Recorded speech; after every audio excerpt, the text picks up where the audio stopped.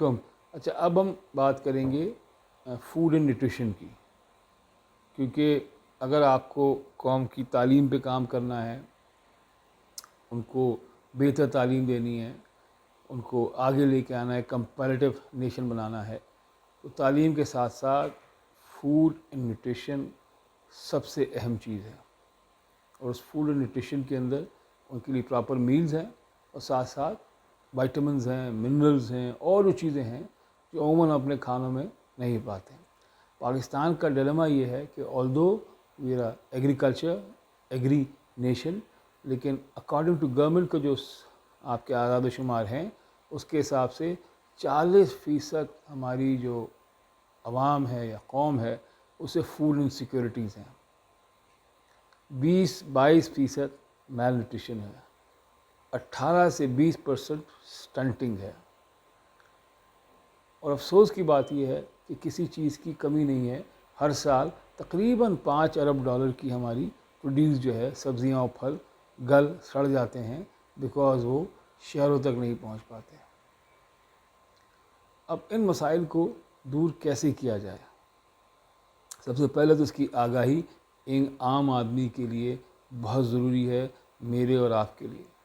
اور دیکھا جائے تو میرے صوبے سندھ میں تو اور بھی حالات خراب ہیں، جہاں تقریباً 58% میل نیوٹریشن ہے اور 60 سے 62% سٹنٹنگ ہے، یعنی لوگوں کے قد نہیں بڑھتے ہیں اور یہ لوگ پھر ورک فورس میں نہیں آ پاتے ہیں، کام نہیں کر پاتے ہیں.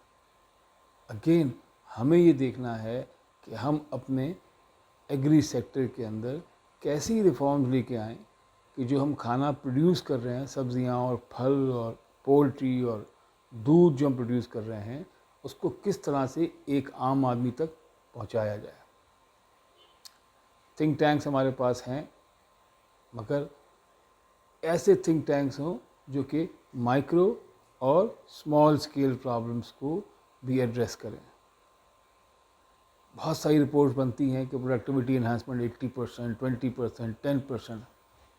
اتنا گندم 40 من سے 60 من لے کے جاؤ، چاول کو اتنے من پہ لے کے آؤ.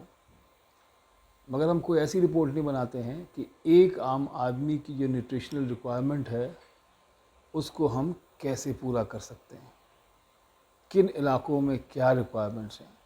اگین ہمیں ریجن اسپیسیفک ہونا پڑے گا، ہر علاقے کو اپنے حساب سے فوڈ اور نیوٹریشن کے بینچ مارکس بنانا پڑیں گے.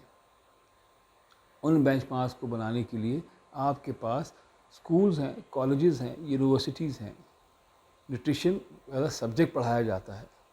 آپ کے پاس انٹرنیٹ کے اوپر بے تحاشا دوسرے ممالک کی ویڈیوز موجود ہیں.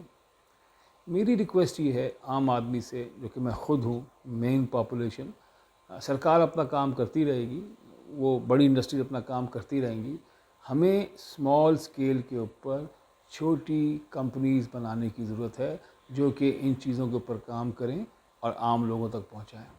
دوسرے کام جس کی بہت زیادہ ضرورت ہے وہ ہے ایڈلٹریشن کی. بے تحاشا ملاوٹ ہے ہمارے یہاں اور کسی کو اس کی فکر نہیں ہے.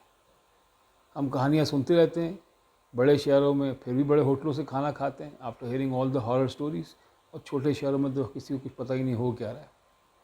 دیکھیے کمیونٹی ورک کیجیے، جائیے پرچون پہ، دکانوں پہ جائیے، سامان لیجیے اور اس کو لیب سے ٹیسٹ کروائیے.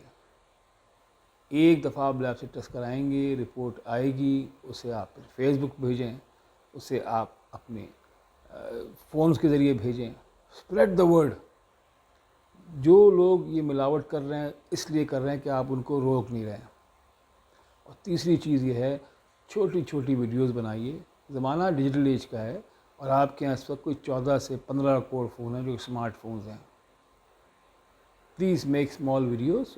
جو لوگ پڑھے لکھے ہیں، جو چیزوں کو سمجھتے ہیں، نیوٹریشن کو، فوڈ کو، کیا کھانا چاہیے کیا نہیں کھانا چاہیے، 2-2 منٹ کی ویڈیوز بنائیے، اسے اپلوڈ کیجیے اور عام لوگوں تک پش کیجیے.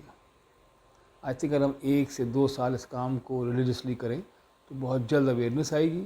اویئرنیس کے بعد یہ ہوتا ہے کہ پھر لوگ خود اپنا خیال رکھتے ہیں اور پھر معاشرے کے اندر ماشاءاللہ ایک اسٹیبلٹی اور گروتھ آئے گی. Thank you.